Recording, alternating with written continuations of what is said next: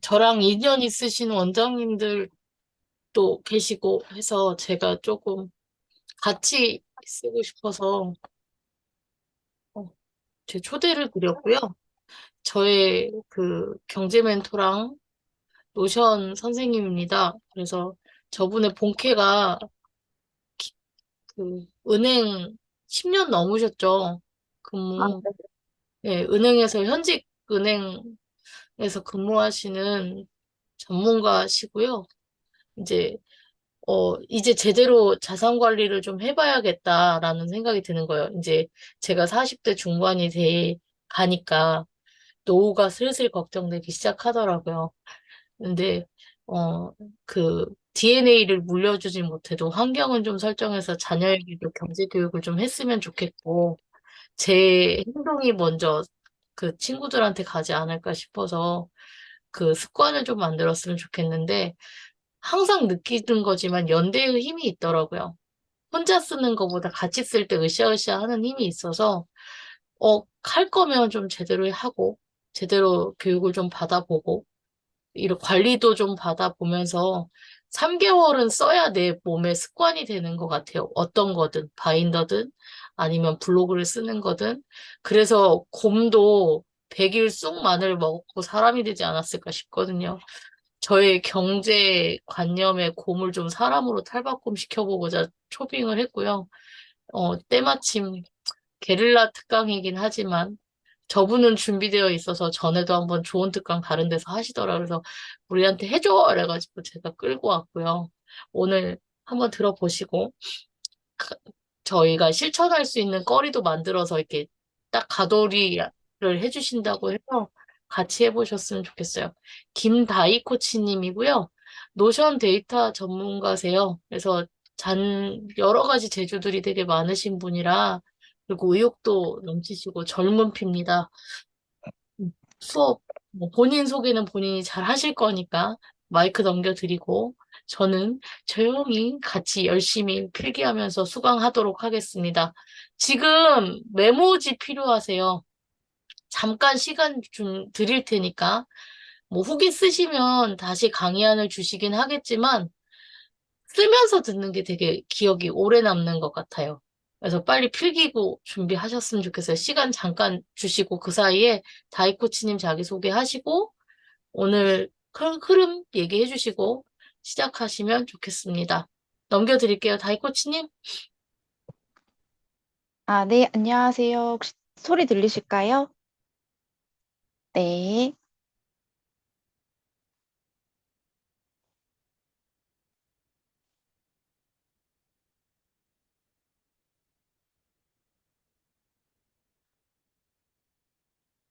네, 반갑습니다. 오늘 1억 자산 만들기 친절한 다이쌤입니다. 반갑습니다. 네, 저를 소개하면요. 저는 지금 현재 공저 포함해서 11권 작가이기도 하고요. 노션 3년차 강사가 되었습니다.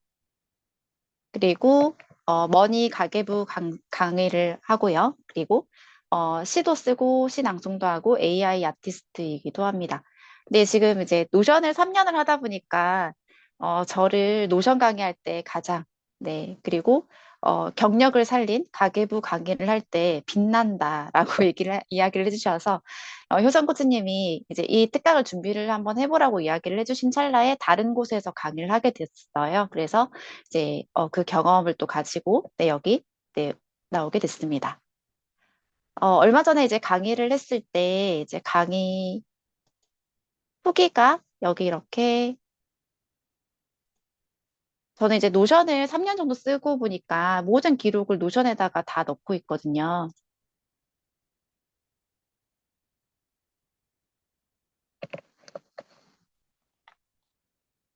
얼마 전에 1억 자산 만들기라는 이제 강의안도 노션으로 한번 만들어 봤는데요. 여기 이제 강의 후기도 여기 페이지에다가 그 강의를 한번 후기만 넣어봤어요. 네, 강의를 한번 하고 후기를 보니까 가계부를 쓰시는 분이 있고 안 쓰시는 분이 있으시더라고요. 그 쓰고 싶은데 잘 안 써지는 분, 그쵸? 그래서 우리 그 채팅창에 한번 이거 한번 남겨볼까요? 나는 가계부를 쓰고 있다. 가계부를 쓰고 있다. 1번. 가계부 잘 쓰고 싶은데 잘 안 써진다. 2번 한번 남겨볼까요? 네.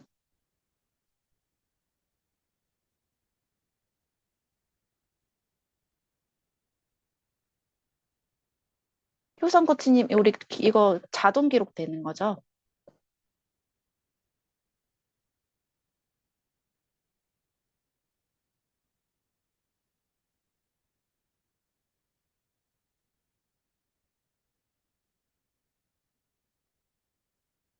네, 가계부 쓰고 있다 1번, 잘 쓰고 싶은데 잘 안 써진다 2번. 안 쓰고 싶다 이거 없죠? 네.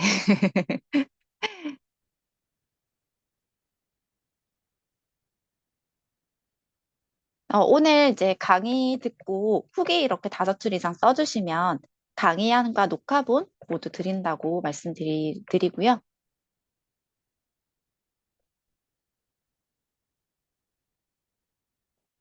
오늘 이제 부에 관한 목표도 한번 세워보실 겁니다.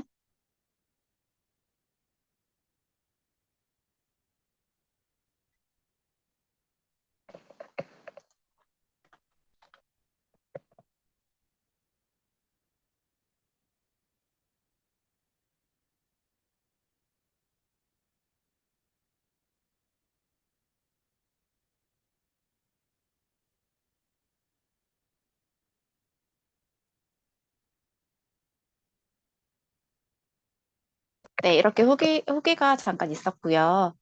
그리고 강의안 다시 한번 가볼게요. 지금 채팅창을 보니까, 대체적으로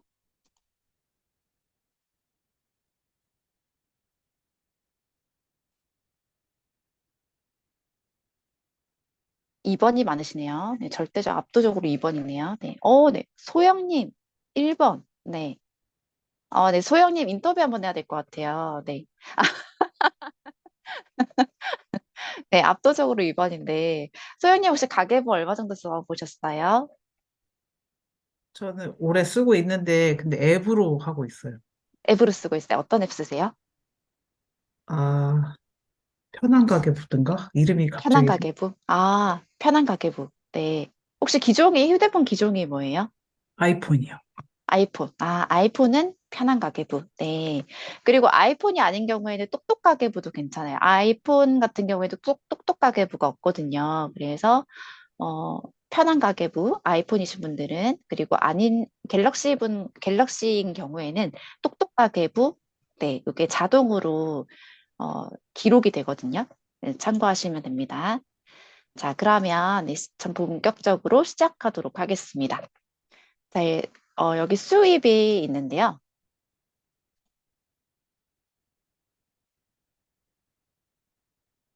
네, 수입의 종류에는 근로소득, 사업소득이 있고요. 그리고 파이프라인 소득이 있죠.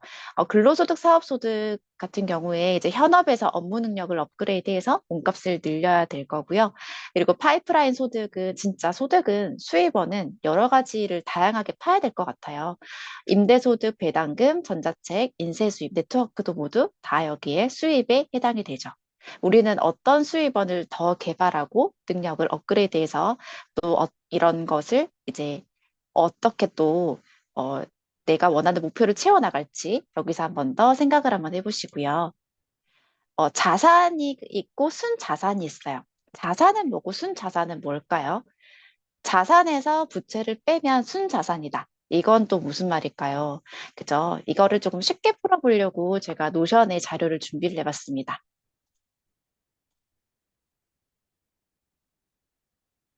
자, 예를 들어서요. 네, 10억짜리 집이 있어요. 집이 10억인데 대출을 9억을 받았습니다. 그러면 자산은 얼마죠? 자산은 10억이 됩니다. 그쵸? 그리고 부채는 얼마일까요? 부채는 9억이 됩니다. 그러면 순자산은 자산에서 부채를 뺀 게 순자산이라고 해요. 그러면 순자산은 얼마가 되나요? 네, 바로 1억이 되는 거죠. 그래서 여기 보신 것처럼 자산과 순자산, 자산이 많다고 좋은 게 아니라 순자산이 나는 얼마인지, 순자산이 꾸준하게 증가하고 있는지를 보셔야 됩니다. 그래서 저 같은 경우에는 어떻게 하고 있냐면 저는 모든 기록을 여기 한 페이지에 관리를 하는데요. 여기 가계부가 맨 위에 있고요. 그리고 모든 배움 기록을 여기 갤러리에다가 네, 기록을 하고 블로그, 유튜브, 인스타, 카카오 채널 계정을 여기다가 이렇게 놔두고 그리고 책 낼 때마다 여기 책장에 놓아두고요. 그리고 주요 노션 페이지는 여기다가 모두 넣어놨습니다. 네, 이 중에서 저는 순자산 관리를 페이지를 두고 있는데요. 여기 보면 이제 부의 목표도 페이지 제목에다가 이렇게 넣어놨어요. 저는 2023년 현재 9월에 3억 3천으로 되어 있는데, 네, 작죠. 그런데 이제 저는 26년 7월에 순자산을 10억을 만들겠다라고 이제 목표를 먼저 세워보는 거예요. 그리고 작년에는 순자산이 얼마였는지, 그리고 지금 현재 순자산이 얼마인지, 그리고 이거를 매달 하실 필요는 없는데 그냥 생각날 때마다 이렇게 복제해가지고 이런 식으로 합산 금액만 이렇게 적어두는 겁니다. 그래서 요거는 아직 제가 수정 전이고요. 이제 여기를 클릭해서 들어가 보면 네, 노션 같은 경우에는 뭐가 좋으냐면요. 일단 자산 금액이 얼마고 부채 금액이 얼마인데 이때 제가 이거를 보여드려야 되는데 네, 네 모자이크 된 거 요거를 보여드릴게요.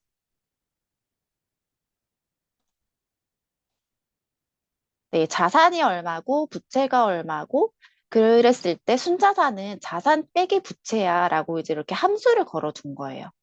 그래서 자동으로 내가 만약에 자산이 얼마고 부채가 얼마다 그러면 자산 빼기 부채가 해서 계산이 돼서 순자산이 여기가 들어오게 되어 있어요.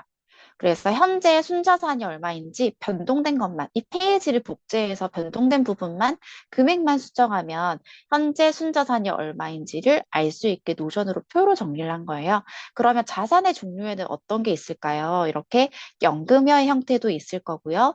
그리고 장기 저축의 형태도 있을 거고, 중단기 저축, 그리고 부동산이 있을 텐데요.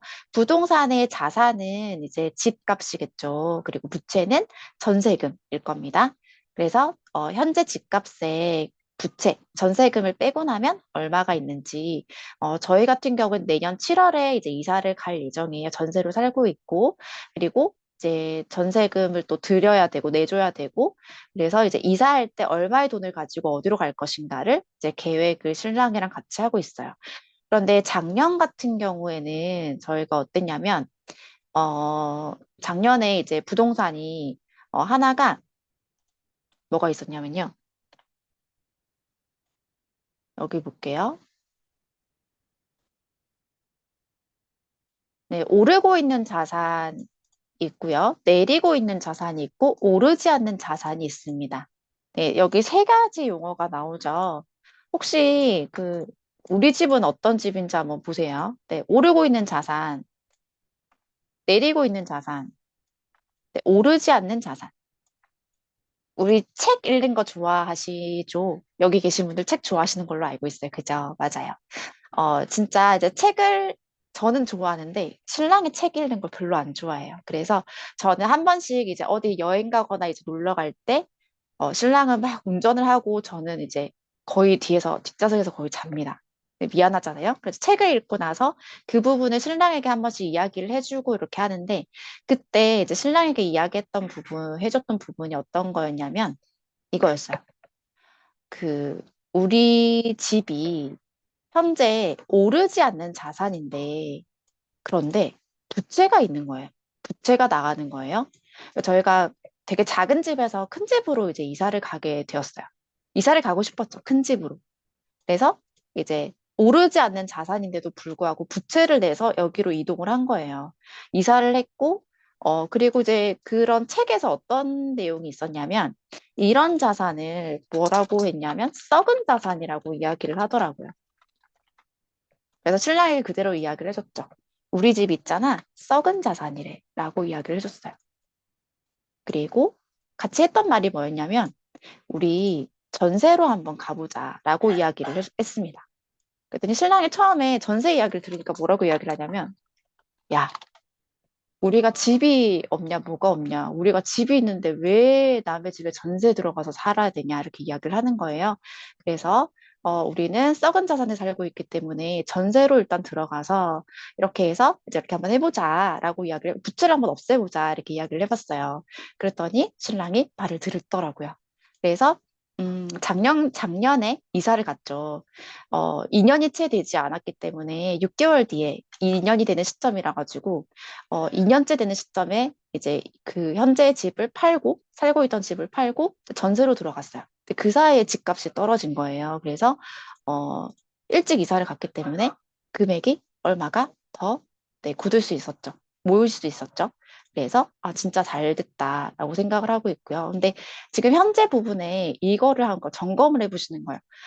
우리 집은 오르고 있는 자산인가? 내리고 있는 자산인가? 부채가 있는가? 혹은 심지어 대출 금리가 높은 건 아닌지 이 부분도 한번 네, 생각을 해봐 주실 필요가 있고요. 그리고 제가 부동산에 관심이 있어서 부동산 강사님이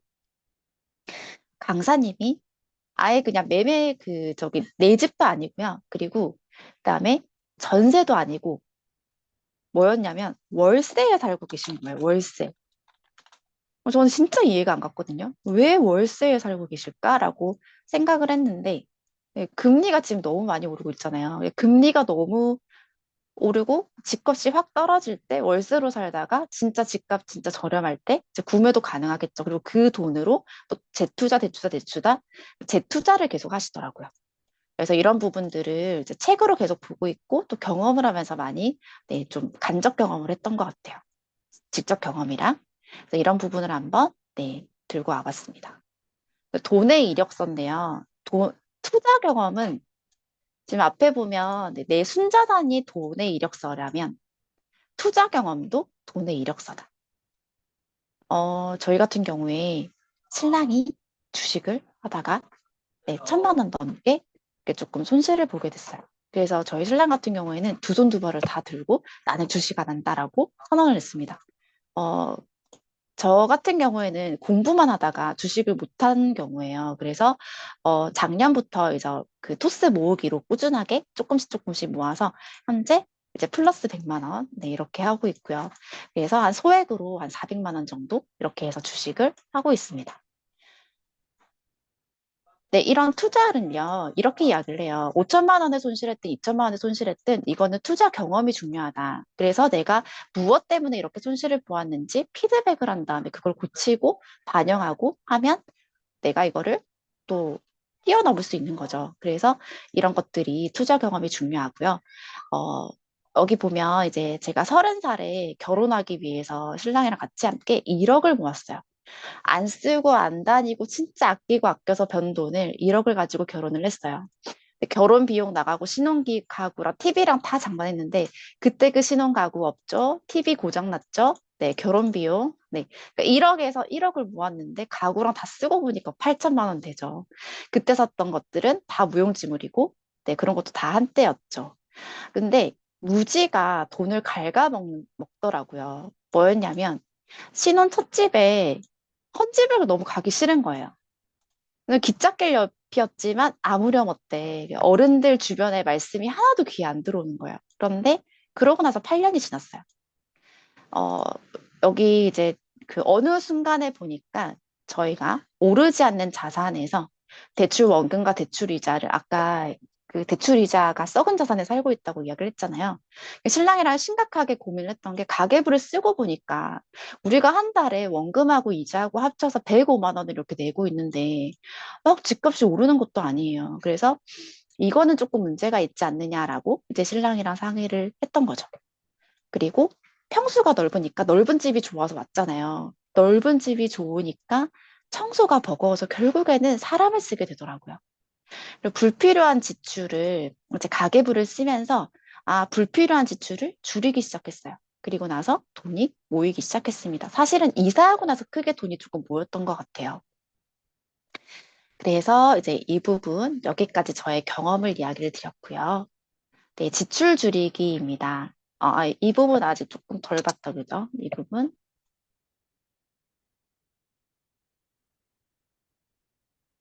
네, 그래서 여기 이제 부동산이 있었고 해외 주식이 있고요. 그리고 마이너스 통장. 그러니까 여기에 자산만 넣는 게 아니라 부채를 넣음으로 인해서 자산과 부채의 플러스 마이너스가 다 합해서 순자산이 이렇게 나오는 부분이다 보니까 마이너스도 이렇게 부채에다가 이렇게 넣고요. 메모 부분에 살짝 목표를 적으시는 거예요. 어떻게 적냐면 2023년 12월까지 나는 마이너스 통장을 0원으로 만들겠다. 여러분, 우리 신용카드 있으신가요? 신용카드 있다. 채팅창에 3번 한번 남겨볼까요? 네, 신용카드 없다. 채팅창에 4번 한번 남겨볼까요?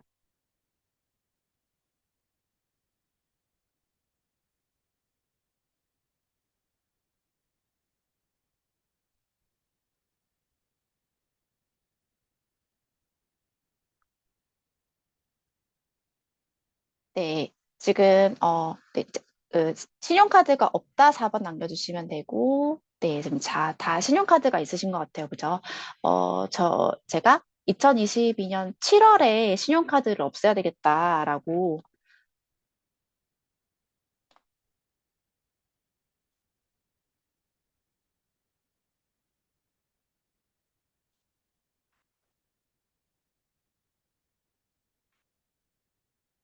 이제 머니 관련된 책을 보면 신용카드는 이제 미리 쓰는 그죠 외상 같은 거죠.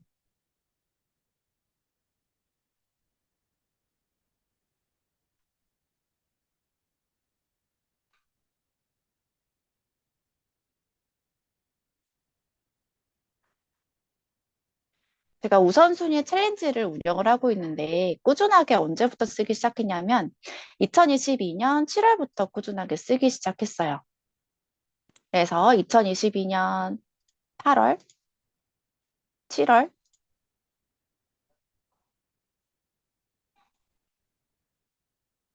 네, 이런 식으로 해서 이제 쓰기 시작을 했는데요.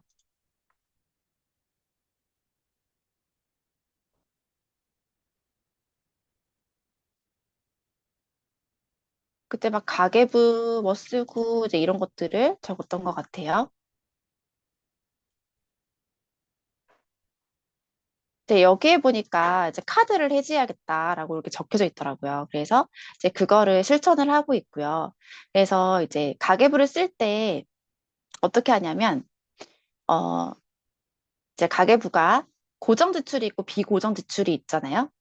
고정 지출, 비고정 지출이 있는데, 이제 가계부를 쓸 때 힘든 이유가 뭐 때문이냐면, 지출이 작으면 쓰기가 편할까요? 지출이 많으면 쓰기가 편할까요? 네. 지출이 많으면 쓰기가 어렵겠죠. 그래서 이제 지출을 쓸 때, 가계부를 쓸 때 어떻게 쓰냐면, 고정 지출 같은 경우에는 거의 금액이 고정이 돼 있단 말이에요. 그래서 여기 가계부를 한번 볼게요. 가계부가 고정 지출이 이렇게 있어요. 고정 지출. 고정 지출 한번 들어가 볼게요.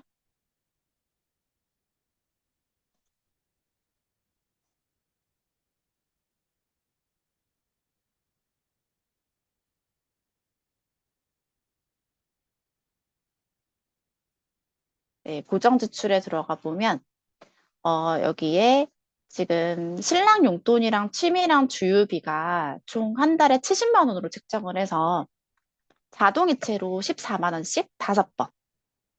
그게 이제 어떻게 들어가냐면,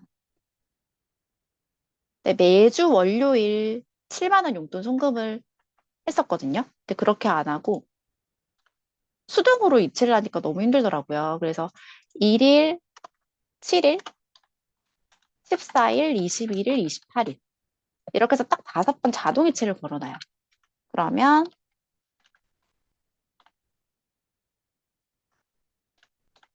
네, 총 70만 원씩 이렇게 해서 70만 원이 한 달에 이렇게 용돈과 취미비와 주유비를 합해가지고 이제 금액을 이렇게 송금을 합니다. 그러면 이제 용돈 달라고 말을 따로 굳이 안 해도 자동 이체가 되니까 편하더라고요.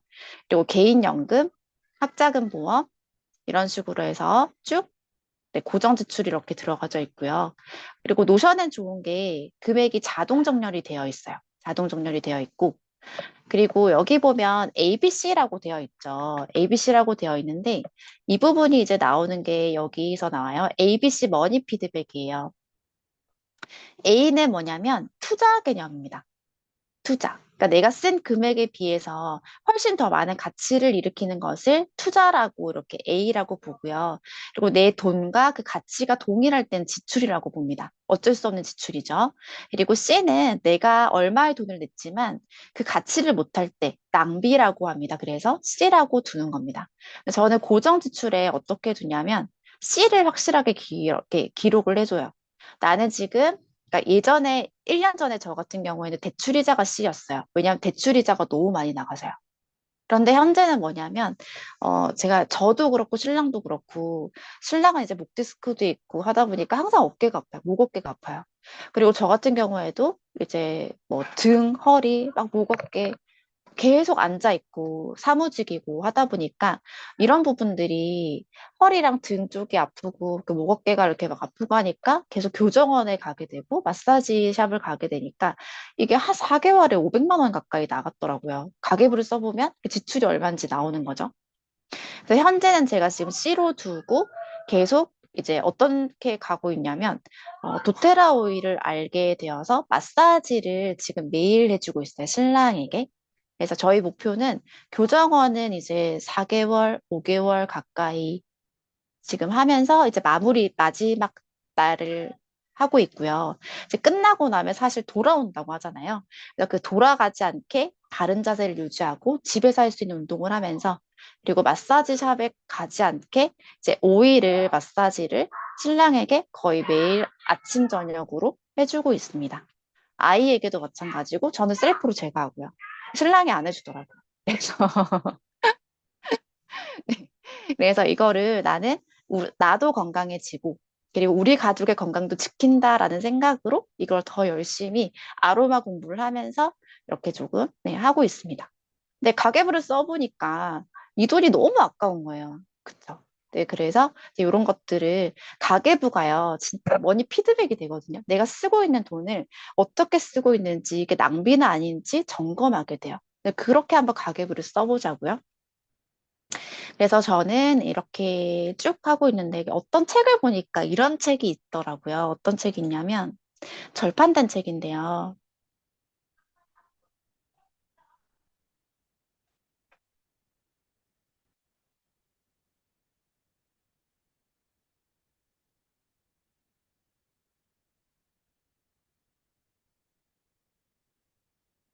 네, 10만 원으로 한 달 살기라는 책이 있어요. 절판된 책이에요. 네. 근데 10만 원 너무 작죠. 네. 신랑 돈이 네. 어떻게 보면 이렇게 작은 돈일 수도 있고 큰 돈일 수도 있는데 저는 이 돈의 훨씬 이상을 자기 개발비로 쓰고 있기 때문에 할 말이 없죠. 그래서 그리고 저는 신랑이 취미에 뭐가 들어가냐면 게임도 하고 있고 낚시도 하고 있어요. 그래서 용돈과 취미와 주유비는 이렇게 합해가지고 이 금액으로 하고 있고 이거는 신랑이랑 상의해서 네, 책정을 한 금액입니다. 이거는 이제 그 집주마다 다르겠죠. 네. 그리고 신랑이 한 번씩 나 월급 가져간다 이렇게 이야기를 합니다. 네, 그래서 네, 따박따박 네, 용돈 자동이체로 걸어놨고요. 네, 뭐 달라고 하면 바로바로 드립니다. 네, 그렇게 하고 있고요. 그리고 이제 다른 것들 보면 이제 눈에 보이는 거죠. C. 그죠? 신랑 핸드폰 값이 네, 9만 원. 이렇게 되어 있고 나머지 C라고 되어 있는 건요. 거의 다 해지를 했습니다. 해지를 했고 지금 쿠팡 로켓회원 이것도 네, 이거 해지를 해서 해지한 거는 이제 영어로 놔두면 돼요. 근데 한국은 지우지 않았어요. 왜? 내가 이 금액을 절약했어. 그래서 이제 남겨두는 거죠. 네, 미술학원 같은 경우는 이사 오게 되면서 이거는 해지가 된 거고, 그리고 PM 영양제는 저랑 안 맞더라고요. 이게 그 뭐지? 그 여자분들 생리량이 많아지는 원인이기도 하더라고요. 저 같은 경우에 그랬거든요. 그래서 월경 가다로 인해서 빈혈이 3년째 왔는데 그때 PM 복용한 시기랑 거의 비슷했어요. 그래서 이제 하다 보니까 이게 그 약간 원인일 수도 있겠다 싶어서 이제 끊게 되어서 이제 이것도 C로 주고 이제 이거 끊게 되고요. 이런 투자 부분도 이렇게 내가 빚이 있는 상태에서 B2는 안 되겠다 싶어서 이제 투스 모으기를 하다가 이것도 투자도 이제 중단을 한 상태고요. 그리고 쿠팡 롯데대원도 계속 이제 4,900원씩도 내다가 지금은 또 0원으로 되어 있고 북콜럭 같은 경우에는 신랑 아이디로 쓰면 0원인데 네, 지금 제 아이디로 쓰고 있어서 돈을 내고 있어서 그것도 지금 C라고 해놨습니다. 그래서 이제 C만 체크를 잘 해두시고요. 이걸 어떻게 절약하지? 고정 지출이요. 고정 지출은 월마다 계속 매달 나가는 돈이에요. 그런데 후기를 보니까 이런 말이 있었어요. 어떤 말을 해주셨냐면, 아, 내가 고정 지출이라고 생각했던 부분이 고정 지출이 아닐 수도 있겠구나. 라고 이야기를 해주시더라고요. 아, 진짜 명언이다. 라고 생각을 했습니다. 아, 고정 지출이 진짜 고정 지출이 아닐 수도 있겠다. 그렇게 할 수 있는 게 머니 피드백인 것 같아요. 그래서 그런 부분들을 같이 한번 공유하고 싶었습니다. 여기 보면 이제 고정 지출에는 자동이체, 정기구독 서비스, 보험료 장기저축, 공과금 관리비, 모임 기부계 이런 것들이 있겠죠. 교육비도 있을 거고요. 비고정 지출에는 식비, 외식비, 병원, 여행, 의료 등등등이 있을 겁니다. 이제 가계부에는 뭐 종이 가계부, 엑셀 가계부, 디지털 가계부 되게 많은데요.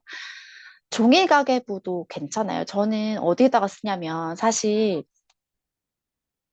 진짜 이렇게 막 봉투에다가 이렇게 넣거든요. 봉투에다가 이제 1일부터 10일까지만 봉투 한 개 1일부터 10일까지 딱 쓰고요. 그리고 그럼 이제 한 달에 세 봉투면 되는 거예요. 1일부터 10일까지, 11일부터 20일까지, 21일부터 30일 말일까지. 그렇게 가계부 봉투 3장이면 한 달 가계부 써져요. 근데 그거를 저는 그냥 노션에다가 옮기는 거거든요. 그러면 쓰다가 말다가 이렇게 안 하고 그냥 그 봉투 3장이면 우리 가계부 쓰는 게 왜 어렵냐면 가계부 진짜 보통 그 전통 가계부 두껍잖아요. 그거를 들고 다니기 너무 힘들단 말이에요.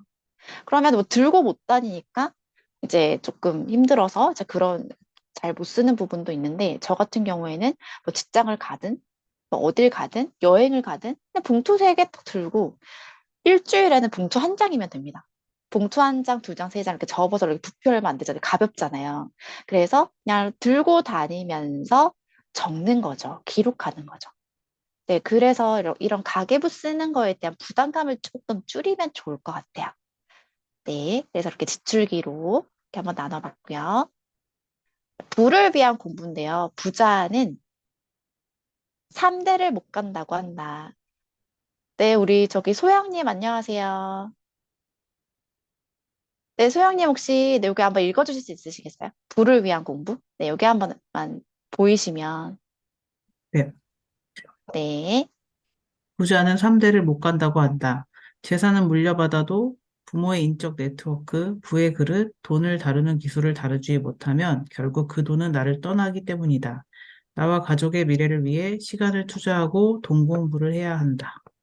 아, 네, 감사합니다. 우리 소영님 딸은 몇 학년일까요? 2학년이요.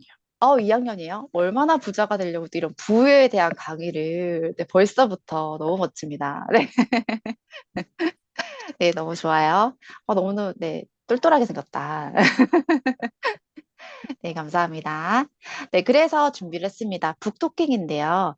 싱크와이즈로 책을 한번 이렇게 만들어 봤어요. 오늘 소개해 드릴 책은 2권이고요.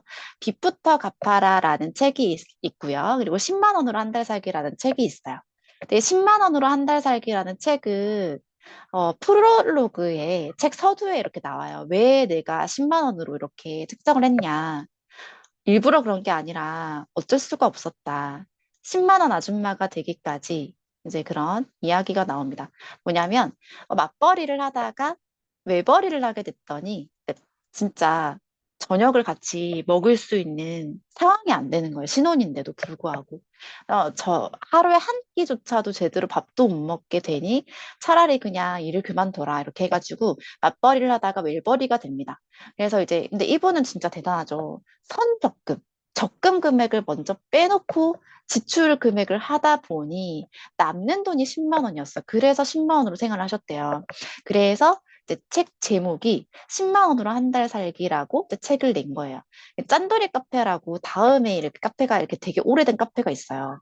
네이버에도 카페가 있긴 한데 똑같아요. 짠돌이 카페라고 있는데 이제 거기에서 그때 당시에 이제 책을 계속 엮어서 냈거든. 시리즈로 냈었거든요.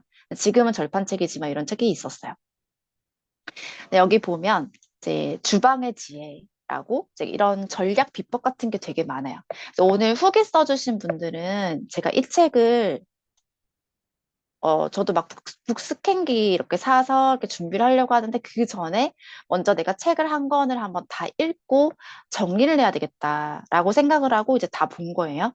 보면서 이제 정리한 거를 나중에 요약본으로 다 드리려고 하니까 네, 후기 잘 써주시고요. 그리고 꼭 받아가세요. 네, 보시면 이제 주방의 지혜, 냉장고 문, 메모지. 그러니까 메모지는 이제 장 보러 갈 때 메모지 꼭 적어가는 거고, 냉장고 문에는 그 냉장고 안에 뭐가 있는지 이렇게 적어두는 거죠. 그리고 양념통은 어디 놀러 갈 때, 제가 오늘 통영에 놀러 가보니까요, 네. 어디 갈 때 식용유가 없어가지고, 저 기름에 어디 뭐 잘 볶는 거 잘 별로 안 좋아하는데, 어쩔 수가 없더라고요. 고기 먼저 볶고, 고기 볶은 그 기름에다가 이제 그 계란, 네, 계란 후라이하고 이렇게 했는데, 양념통 같은데 이제 일회용 양념통에다가 식용유 같은 거 넣어가면 펜션 같은 거 갈 때 펜션에 갔는데 식용유가 없다. 그럴 때 당황하지 않고 네, 유용하게 쓸 수 있겠죠. 이런 것들. 그리고 냉장고 메모, 냉장고 지도. 근데 냉장고 지도가 있으면 진짜 좋은 게요. 냉장고 파먹기라고 냉파가 되게 수월해요. 그래서 냉장고에 뭐가 있고 냉동실에 뭐가 있고 이 문을 열고 닫는 것도 사실은 전기세 전략이 되잖아요. 그래서 이런 것들을 조금 활용할 수 있고요. 그리고 또 조금 꿀팁은 뭐냐면 보드마카 있죠. 우리 집 냉장고가 하얀색이면 진짜 쓰기 좋은 거거든요. 보드마카 들고 냉장고 안에 뭐가 있는지 보드마카로 쓰시면 우리 냉장고에 두부가 좀 긴급하게 좀 써야 된다. 두부라고 쓰시면 이제 썼을 때 뭐 이렇게 체크를 한다든지 아니면 사야 된다든지 이런 것들을 체크하기에 되게 좋습니다. 그래서 여기 냉장고 메모는 보드마카 한번 활용해 보시고요. 그래서 이제 메뉴 같은 거, 닭이랑 감자가 있으면 이런 양념, 네, 국간장에 마늘, 후추, 고춧가루, 고추, 파, 깨소금 이런 걸로 해서 이렇게 한번 메뉴를 한번 해보실 수 있을 거고요. 불고기용 돼지고기, 몸에 좋은 차 만들기, 그리고 생활 꿀팁에 생선 비린내, 녹차 찌꺼기를 10분 정도 끓이면 이런 게 없어진다고 해요. 그리고 육류 이제 카레 같은 거 노란색 물 있죠. 이럴 때 레몬 오렌지 껍질이나 혹은 레몬 오렌지 오일 있으시면 이걸 넣고 이제 끓이시면 네, 이런 것도 빨리 없어지고요. 그리고 두부가 이제 한모가 있어요. 근데 이제 4분의 3 정도는 어디에 썼으면 두부 조림에 썼으면 한 4분의 1 정도 남겨서 내일 다음 날에 된장찌개 넣을 수 있다는 거. 이런 것도 네, 좀 꿀팁이었던 것 같아요. 왜냐하면 이런 생각을 이걸 안 봤을 때는 두부조림에 다 썼단 말이에요. 그런데 막 아쉽잖아요. 또 사야 되잖아요. 근데 이런 것들도 조금 활용해 보시면 조금 도움이 더 네, 되실 것 같습니다.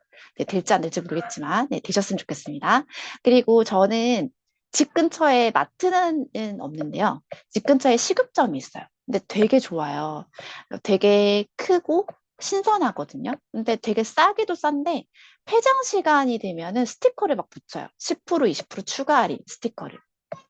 그래서 만약에 마감 시간이 10시면 9시 반쯤에 갔을 때, 9시에 갔을 때, 네, 더 할인된 금액으로 살 수 있는 거죠. 이런 거 활용하는 거. 마트가 있다면 마트도 막 긴급 할인 많이 하죠. 폐장 시간 가까워지면. 이런 것도 활용하시면 좋으실 것 같고요. 제철 음식, 제채소, 과일 이런 것도 네, 활용하시면 좋을 것 같습니다. 저는 요번에 이제 금요일 날 퇴근하면서 뭐를 샀냐면 단감을 2,000원에 주고 샀어요. 2,000원짜리가 있었고 10,000원짜리가 있는 거예요. 근데 이제 2,000원짜리가 뭐였냐면 막 이렇게 좀 약간 뭐 이렇게 벌레 먹은 거라든지 이제 그런 것들 말랑한 거, 물렁한 거. 그래서 이제 10,000원짜리가 있길래 2,000원짜리 주세요라고 얘기를 했어요. 그랬더니 그거 이거 말랑한데 괜찮아요. 그래서 이제 샀어요. 사고 당일날 아이랑 같이 먹고 그 통영에 놀러 갈 때 이걸 들고 갔거든요. 아이스박스에. 그런데 아들이 너무 신나게 맛있다고 너무 잘 먹는 거예요. 그래서 몇 개 안 남았어요. 네, 이런 식으로 네, 활용을 하고 있고 샤인머스켓 같은 경우에도 이제 신랑이 좀 비싼 금액에 사려고 하는 거예요. 그래서 뭘 그 금액으로 사냐 샤인머스켓을 내가 10,000원에 한번 구해와 보겠다. 그래서 이제 2번인가 사 먹었고 추석 명절에 진짜 가는 곳마다 샤인머스켓이 있더라고요. 진정이나 시딱이나. 네, 그리고 선물로도 들어오고요. 네, 그래서 네, 그렇게 조금 제철 음식, 채소, 과일 활용하시면 싼 금액에 저렴한 금액에 네, 많이 이용하실 수 있을 것 같습니다. 네, 피부 같은 경우에도 이런 거 팩, 네, 피부에 양보하세요라고 얘기하죠. 네, 그리고랑 레몬 스킨이 모공에 되게 좋고 그리고 세안 잘하는 거 하루 8잔 이상 물 마시는 게 피부에 훨씬 더 좋죠. 네, 이런 것들 그리고 세안 후에 바로 화장품을 바르는 게 보습에 좋다. 이런 생활 속 작은 실천이요. 우리가 이론은 잘 알지만 실천하지 않는 부분이 많잖아요. 근데 그런 것들을 실천함으로 인해서 네, 적은 돈으로 네, 더 많은 효율적으로 네, 적용을 해보셨으면 좋겠습니다. 네, 지금까지 말씀드린 부분은 다 자료에 들어가져 있고요. 네, 빚부터 갚아라라는 책이 있어요. 이 책에서는 뭐라고 돼 있냐면 왜 돈이 모이지 않을까요? 라고 말을 합니다. 왜 돈이 모이지 않을까요? 네, 우리 해팽이님 한번 읽어주시겠어요? 아, 네. 버는 돈보다 쓰는 돈이 많기 때문이다. 가지고 있는 재산보다 갚아야 할 빚이 더 많기 때문이다. 돈을 처음부터 모으지 않았기 때문이다. 네, 감사합니다. 네, 네. 왜 돈이 모이지 않을까요? 네, 저도 가계부를 안 쓰다가 하는 경우가 있는데, 안 쓰다가 쓰면 굉장히, 네, 가계부를 보면 놀랍니다. 왜냐하면 버는 돈보다 쓰는 돈이 더 많을 때가 있더라고요. 왜냐하면 가계부를 안 쓰잖아요? 이상한 게 뭐가 이상하냐면, 분명히 돈을 버는데, 돈이 점점 마이너스가 돼요. 그렇지 않아요? 그거는 버는 돈보다 쓰는 돈이 더 많기 때문입니다. 근데 가계부를 쓰고 나면, 그렇구나. 그죠? 근데 막 큰 돈이 없는데도 불구하고 이렇게 모아놓으면 굴려버리면 진짜 이게 엄청 큰 돈이 되는 거죠. 그래서 이런 것들을 가계부를 쓰면서 도대체 어느 부분이 지금 깨져 있어서 그게 줄줄줄 돈이 새는지를 보시는 거는 결국엔 지출기록, 가계부예요. 그래서 가계부를 왜 써야 되는지 동기부여 우리 목적을 확실하게 한번 새기고 가면 좋을 것 같습니다. 네, 가지고 있는 재산보다 갚아야 할 빚이 더 많기 때문이다. 우리가 이 빚을 꼭 들고 있어야 되는 빚일까요? 한번 생각해 보시고 이 빚을 어떻게 하면 조금 줄일 수 있을까? 그죠? 그런 부분들 목표를 가지고 생각해 보면 좋을 것 같습니다. 그리고 돈을 처음부터 모으지 않았기 때문이다라고 하는데요. 여기 이 책에서는 이 책도 지금 2008년도인가요? 2018년도쯤에 나왔던 책인데요. 비투를 되게 안 좋게 생각을 해요.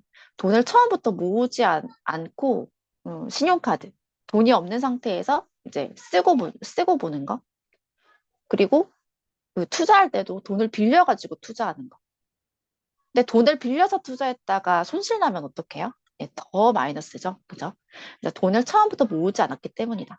네, 예상치 않은 변수인데요. 우리 곽다혜님 한번 읽어주시겠어요? 네, 예상치 않은 변수 한번 읽어주세요. 금리가 올라 대출 이자가 늘어나 버리면 돈 모으기에 흥미를 잃어버리고 그때부터 소비에 집중하게 된다. 하지만 우리는 돈을 모아야 한다. 훗날 나이가 들어도 지금처럼 생활하기 위해 돈을 모아야 한다. 네, 감사합니다. 네, 여기가 뭐냐면 이제 금리가 오는데 우리 금리가 중요하다고 하잖아요. 낮은 금리 때는요, 사람들이 심리가 어떠냐면 금리 엄청 낮으니까 이거 대출 완전 최대로 해가지고 집을 사고 이렇게 하잖아요. 그죠? 그런데 금리는 낮았다가 올랐다가 반복을 해요. 근데 미국 금리가 오르고 우리나라 금리가 쭉 오르면서 계속 금리가 오르고 있죠. 금리가 오를 경우를 대비하라. 이 대출도 적정선이 있는데 너무 과하게 대출을 하게 되면 금리가 올랐을 때 위기가 찾아와요. 그래서 금리가 오를 경우를 대비해야 되고 그런 그 의미에서 빚부터 갚아라라는 이 책이 말하는 부분이고요. 그리고 이제 돈 모으기에 흥미를 잃어버리면 에라 모르겠다고 써버리죠. 그죠? 네. 예, 그때부터 어디에 집중하게 된다? 소비에 집중하게 된다. 그러다 보니까 이제 이런 부분을 반대로, 네, 반대로 빚을 조금 줄이고요. 그리고 돈 모으기에 집중을 하고 관심을 가지고 네, 우리 소비 말고 저축이랑 그죠? 투자에 한번 집중을 한번 해보자고요. 우리는 돈을 모아야죠. 훗날 나이가 들어도 지금처럼 혹은 지금보다 더 여유 있고 더 질 좋은 생활을 하기 위해서 우리는 돈을 모아야 한다. 네, 안전하게 돈을 확실하게 모으는 방법의 은경님 한번 읽어주세요. 빚부터 갚는다, 저축한다, 투자한다. 네, 감사합니다. 근데 많은 사람들이 어떻게 하고 있냐면요. 투자부터 해요. 돈이 없는데 돈을 대출해서 투자를 해요. 그래서 돈이 안 모이는 거예요. 그래서 빚부터 갚는다, 저축한다, 투자한다. 그래서 이런 부분을 여기서 거의 보면 이제 책 부제목이 이렇게 되어 있어요. 어떠한 위기에도 흔들림 없이 10억 목돈 마련하는 절대 법칙. 그래서 이제 빚이 안정적으로 이렇게 있어야 어떤 위기가 와도 그러니까 금리가 오르는 것도 위기죠. 그리고 집안에 어떤 누군가가 아파가지고 혹은 뭐 이제 일을 하다가 일을 그만두게 된다든지 소득이 갑자기 뚝 끊긴다든지 그런 어떠한 위기에도 흔들림 없이 10억 목돈을 마련하는 절대 법칙에 빚부터 갚아라라는 책이 있었습니다. 네, 이 책을 저는 보고 나서 되게 좋아서 예전부터도 이제 읽고 또 읽고 그리고 이번에 강의 준비하면서 또 이렇게 정리를 하게 되었는데요. 그래서 이런 부분들 네, 근데 금융 지진이 우리 집 경제를 무너뜨린다. 이제 금융 지진에는 뭐가 있냐면 미국발 금리 인상, 금융 위기.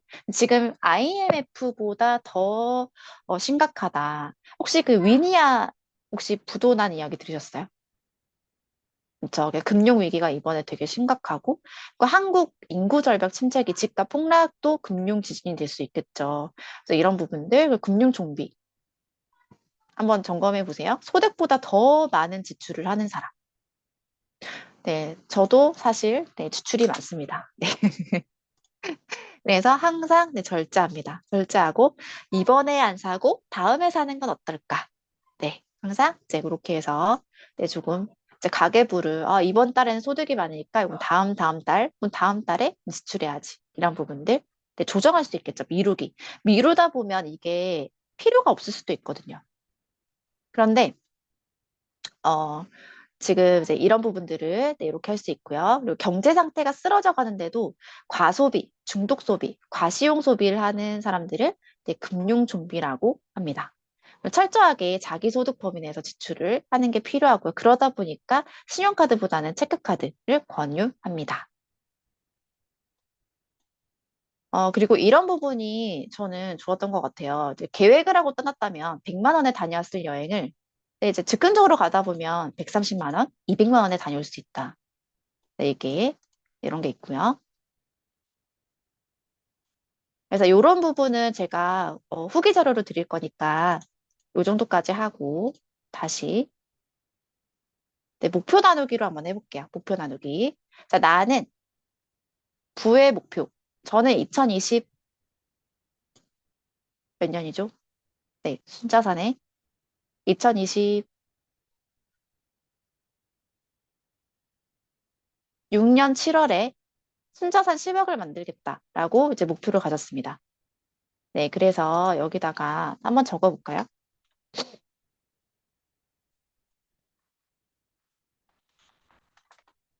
네, 부의 목표 한번 적어보시고요. 그리고 오늘 후기 쓰는 시간 따로 네, 그냥 강의 끝나고 적으시면 너무 잠오시잖아요. 그쵸? 그래서 지금 잠깐 부의 목표와 후기 한번 적어주시고요. 그리고 적는 시간 잠깐 가질게요. 26분부터 네, 30분까지 적는 시간 드릴게요. 부의 목표도 적으시면서 함께 후기도 쓰시면 되겠습니다.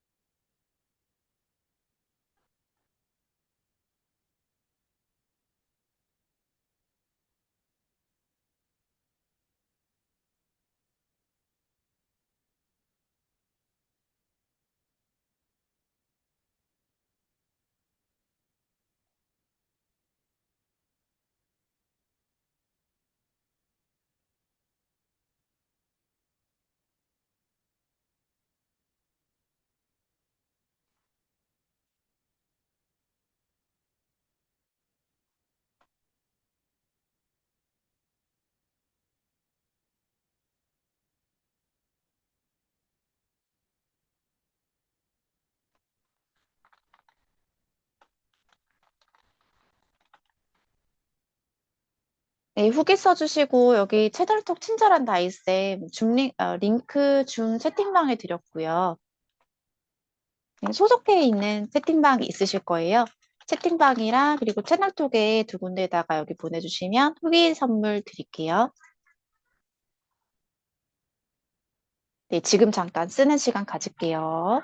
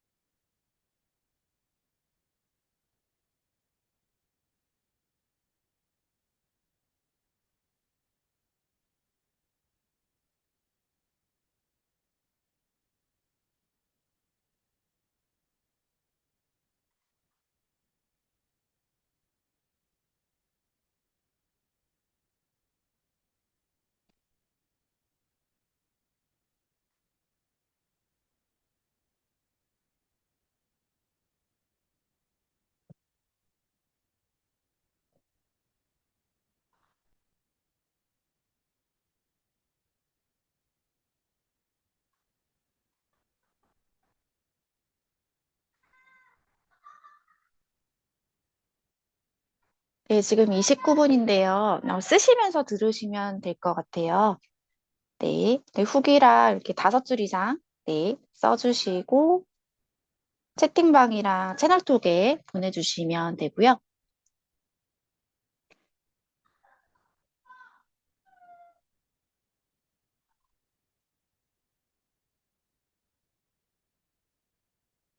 네, 쓰시면서 편하게 들어주세요.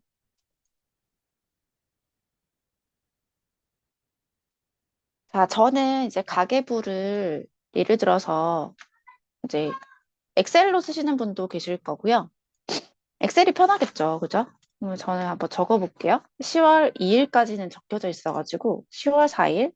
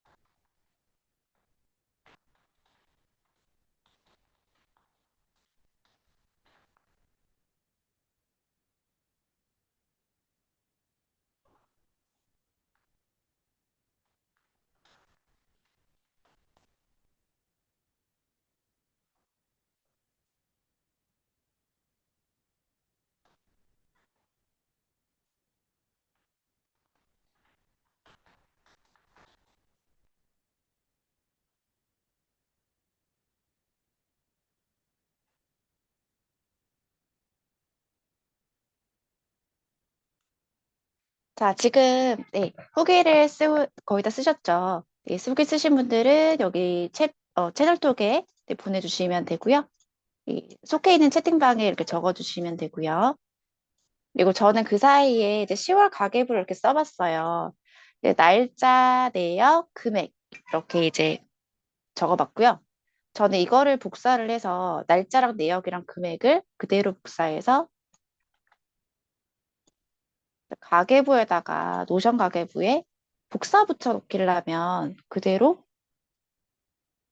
붙여넣기가 돼요. 그거 보여드릴게요. 노션이 어렵다고 생각되는 부분이 왜냐면 이제 클릭하다 보면 자꾸 페이지 들어가져 버리는데 이제 그게 들어갔다가 빠져나오는 게 어려우신 분들이 많더라고요. 그런데 그냥 그런 분들은 노션이 조금 낯설고 처음이신 분들은 지금 1이라고 2를 넣어놨죠. 근데 여기에다가 그냥 그대로 드래그해서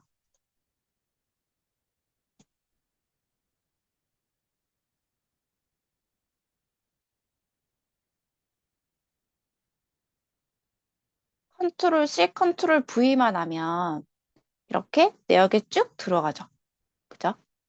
그래서 이게 이제 어떤 부분인지 저는 제가 몸이 건강해지기 위해서 오일을 구매를 하고 있기 때문에 전 여기다가 건강이라고 체크를 할 거고요.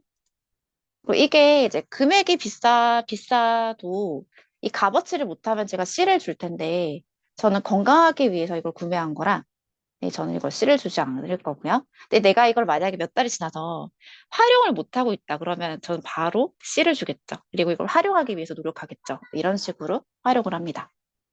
그래서 항목 하나하나마다 A, B, C를 주는 게 아니라 낭비가 뭐지? 를 체크를 해서 그 낭비를 체크를 하고 있어요.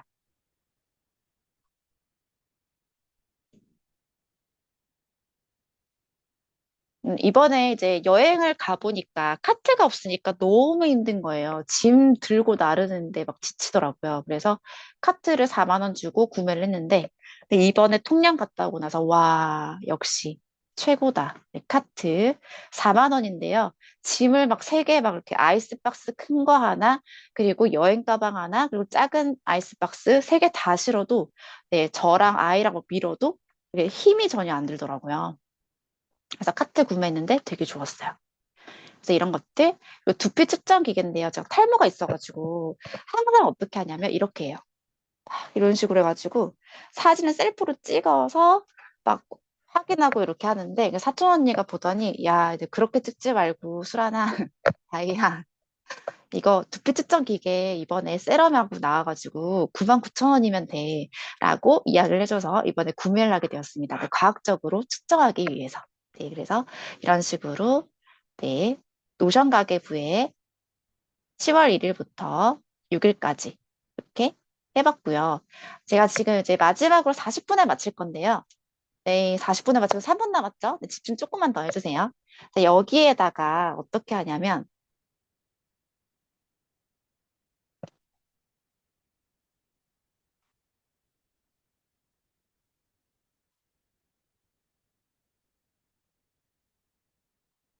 제가 휴대폰의 노션 가계부를 보여드릴게요. 네, 제 휴대폰 화면이고요. 그리고 저는 이제 가계부에 관련된 거는 항상 이렇게 한 곳에 모아둬요. 그래서 노션 똑똑 가계부 이렇게 되어 있죠. 똑똑 가계부 들어가서 지출이 자동적으로 이렇게 들어온다고 했죠. 그죠? 그래서 저는 오늘 네, 주유비만 이렇게 쓰고 아침은 펜션에서 해먹고 나왔고요. 그런데 점심은 편의점에서 이제 신랑이랑 아이랑 네, 삼각김밥을 먹은 것 같고, 네, 저녁은 집에 와서 먹어가지고 무지출인데 사실 주유비 빼고는 무지출이었던 것 같아요. 오늘은 그랬고 이제 토요일 같은 경우에는 여행비가 많죠. 네, 여행 관련해가지고 네, 그래서 이런 식으로 지출이 나와 있고요. 이거를 참고로 해서 이렇게 네, 쓰면 됩니다. 저 같은 경우에는 이제 여행은 가족 여행이라고 해서 사실 그것만 쓰면 되거든요. 그래서 여기 이제 DP랑 카페에서 뭐를 샀냐면 솜사탕을 샀고요. 그리고 바베큐 25,000원 있었고요. 그리고 여기서 이제 수정도 됩니다. 케이블카랑 DP랑 케이블카 해서 한 7만 원 정도 됐던 것 같아요. 7만 원. 3명. 그리고 네, 교적원 이틀치가 12만 원이었고, 그다음에 숙소가 10만 원이었고, 네, 주유 5만 원, 필요 없는 거 삭제. 그리고 마트에서 2만 원 정도 장을 받고, 조금 빠르게 움직이기 위해서 집밥을 안 해 먹고, 네, 외식을 했습니다. 네, 장어집에서 네, 보양식 먹었고요. 그리고 탑셀 마트에서 4천 원짜리 뭐를 샀어요. 근데 김이 없어가지고 긴급하게 김을 사서 네, 식당에서 먹었습니다.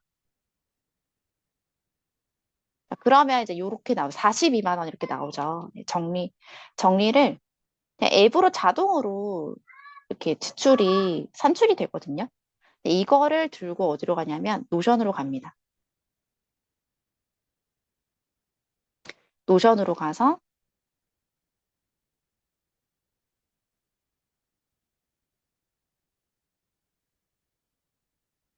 여기 새로 만들기를 해서 들어가면 여기 이제 통영 여행이라고 하고 이제 날짜는 7일부터 8일이었죠.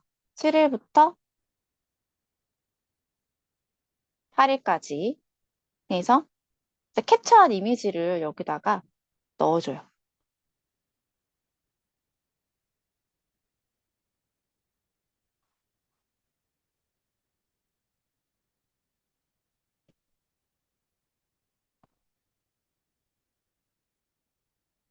그리고 여기에다가 이제 생각나는 거 있죠. 뭐 숙소 10만 원, 숙소 바베큐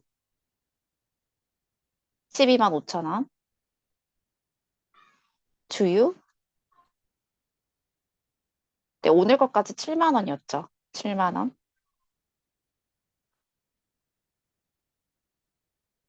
마트 2만 2천 원.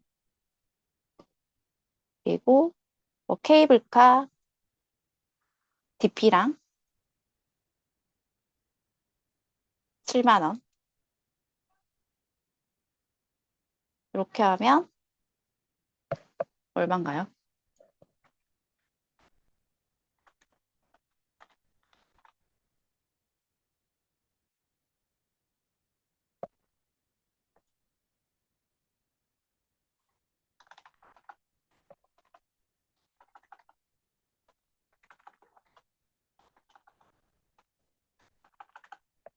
네, 다 해서 28만 7천 원.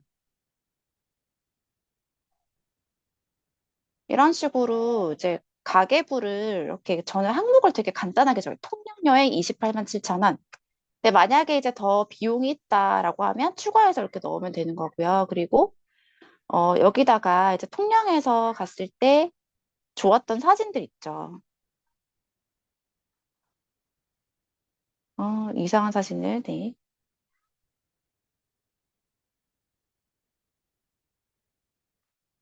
그래서 추가.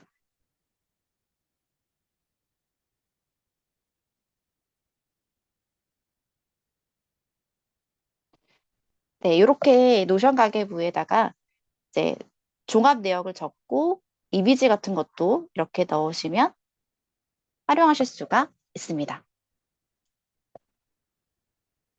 네, 제가 준비한 자료는 여기까지고요. 그리고 효정 코치님 그 가계부 챌린지 관련 안내도 같이 드릴까요? 효정 네, 코치님 계세요? 네. 듣고 계셨어요. 되게, 아, 네. 그, 지금 제가 오늘 갑자기 막 게릴라로 확 올렸던 거라 이 내용을 정확히 모르세요.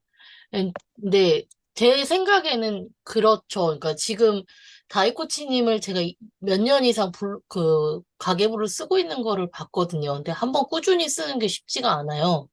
근데 저 같은 경우도 쓴다고 하지만 항상 중간에 놓거든요. 그래서 끝까지 같이 한번 해보는 게 필요할 것 같아서 아까 제가 다이코치님한테 좀 이끌어 주십사 부탁을 드렸고, 근데 제 혼자 다 하시려면 어려우니까 제가 같이 스텝으로 같이 해보겠습니다라고 부탁을 드렸어요. 그래서 저희가 이제 얘기한 게 3개월에 그 10만 원으로 같이 챌린지 형태로 진행을 할 거고요. 꾸준히 잘 쓰시는 분한테는 자산 관리 개인적으로 코칭해드리기로 했어요. 그러니까 왜냐면 개인 재산이기 때문에 좀 공개하시기가 어렵잖아요. 근데 한 번은 내 그 상황을 누군가한테 브리핑하고 조언을 좀 받고 그게 좀 필요할 것 같아요. 그래서 이번에 3개월 제대로 잘 쓰고, 그, 푼돈부터 아껴야 목돈도 아껴지는 거잖아요. 그, 보는 눈도 보일 거고, 쓸데없는 소비도 조금 줄일 거고. 그래서 제가, 지금 각자의 방에서 가계부를 써보고 싶으신 분은 챌린지 꼬리 달기를 해주세요. 강제사항은 아니에요. 각자 방, 왜냐면 제가 있는 방에서 지금 다 오시라고 얘기를 했기 때문에 이 방을 다 합칠 수가 없잖아요. 가계부 방을 새로 만들 건데 그쪽으로 다시 초대를 드리기 위해서 그냥 편하게 각자 방에서 가계부 챌린지 참여해서 꼬리 달기를 쭉 달아주시면 내일까지 취합해서 다시 준비하는 템플릿을 준비해서 드리고, 그 다음에 가계부 제가 바인더 만들어 드릴 거거든요, 종이로. 그러니까 물론 이제 노션으로 써서 인쇄를 해서 꽂아도 되지만, 아날로그를 워낙 좋아하시는 분들도 있어요. 그래서 아날로그로 노트를 만들어 드릴 거예요. 그래서 그렇게 해가지고 이 두 가지로 그러니까 올 연말까지 한번 쭉 관리를 해보시는 거죠. 3개월을. 그러니까 내년 1월까지가 될 것 같아요. 그러면 내가 쓰는 소비의 패턴이 보일 거예요. 쓸데없는 것들도 조금 자제가 될 거고. 그래서 그렇게 하고 나면 저희가 내년 봄에 투자 전문가나 경제 전문가들을 섭외를 해놨는데 원래 독서 모임을 하면서 그분들을 이제 오셔가지고 강의를 하게끔 하려고 했는데 중간에 그 독서 모임이 깨졌어요. 이제 책 읽는 것들이 귀찮아지신 거죠. 근데 먼저 할 일은 부마인드 세팅이에요. 내가 부자가 되고 싶어져야 그 다음에 뭔가를 행동으로 옮기잖아요. 그래서 부에 관련된 책 몇 권, 그 다음 투자에 관련된 책 몇 권. 그러니까 이거를 좀 공부해서 했으면 좋겠는 거죠. 저는 완전 쫄딱 망했잖아요. 이제 돈을 모아볼 건데, 이거를, 어, 알고서 제대로 모아보고 싶은 거죠. 아마 선배님들은 다르겠죠. 이미 어느 정도 축적이 되신 분들이니까 투자도 생각하실 것 같은데, 저는 정말 5년 안에 부자 될 거거든요. 저희 옆에 붙어 있으면 아마 좀 떨어지시긴 할 거예요. 전 자신 있거든요. 그래서 그렇게 해가지고 갈 거라 10월, 지금 8일이에요. 15일부터, 그러니까 지금 살살 워밍업 하시다가 15일부터 본격적으로 시작해서 10월 15일부터 11월 14일까지, 11월 14일부터 12월 14일까지, 12월 15일부터 1월 14일까지 3개월을 쓸 건데 10일 단위로 점검이 들어갈 거예요. 스스로 피드백을 할 수 있게끔 가르쳐 드릴 거거든요. 그러니까 아마 저기는 1일부터 말일인데 지금 저희가 중간에 시작을 할 거기 때문에 날짜는 다시 수정해서 드릴게요. 그래서 지금 이제 10일 단위로. 그리고 요즘 많이 하는 게 그 현금을 써야 된다라고 말씀드리면서 그 용도별로 하루하루에 돈 봉투를 만들더라고요. 1일부터 말일까지. 그 안에서 생활비를 쓰고 남은 건 저축. 그러니까 일정한 금액을 생활비로 결정한 다음에 그 돈을 쓰고 남은 거를 저축하는 그런 형태도 하더라고요. 그래서 그런 것들도 소소하게 이벤트로 해볼까 해요. 그래서 그거 먼저 잡고 해볼까 해요. 근데 과하지 않을 것 같거든요. 3개월에 10만 원 투자해서 만약에 종잣돈 1000만 원이 모인다라고 하면, 100만 원이 모인다고 하면 그만한 가치가 있지 않으세요? 그냥 혼자 해보겠다고 어영부영 하다 중간에 무너지느니 같이 으쌰으쌰 해주고 힘을 좀 주고 그러면 좋을 것 같아요. 그래서 저는 해보려고 합니다. 원래는 다이코치님이 설명을 드려야 되는데 제가 끌고 와가지고 갑자기 저분 특강하고 하느라 정신이 없을 것 같아서 제가 안내를 드려요. 이제 자세한 부분에 대한 그, 그 이끌어가는 방식은 다이코치님이 워낙 하셨으니까 잘 하실 거고 이제 그렇게 해서 같이 가보면 어떨까 해요. 근데 이번에 결심을 제대로 하셔야 돼요. 그냥 대충 하다 흐지부지 말 것 같으면 안 하셔도 돼요. 근데 이번에 저도 그렇고 좀 결과물을 좀 제대로 만들어 보고 싶거든요. 이 습관을 나의 몸에 완전 장착시키고 싶으니까 한 방에 한두 명이라도 있으시면 저희는 이렇게 모아가지고 같이 으쌰으쌰해서 같이 해보려고 하니까 그냥 각자 방에다 신청하세요. 그럼 제가 취합해서 방에 초대를 드릴게요. 다이코치님 그렇게 해도 괜찮을까요? 아, 네, 좋습니다. 저희가 뭐 구글 설문지를 당장 뭐 만들기도 그렇고 일을 막 벌리고 싶진 않고 우당탕탕 해도 저희 그 정도의 깜냥은 되니까 제가 각자 방에 다 만들어 놓으면 이분들을 다 모아서 취합해가지고 방을 하나 만들겠습니다.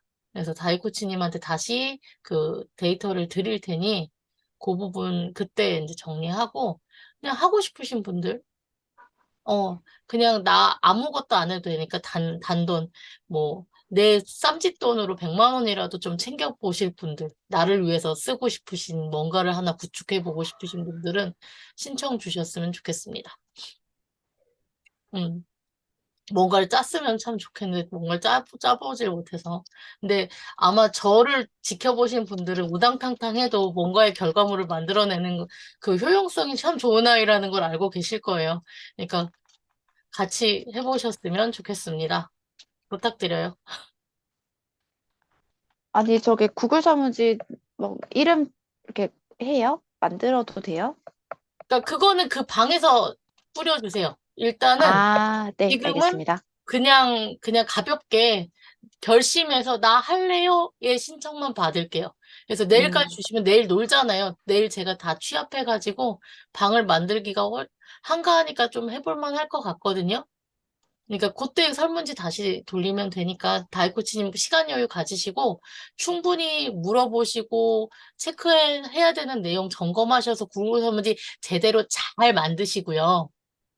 시간 드릴게요. 우당탕탕은 나만 하면 돼. 다이코치님까지 하지 마요.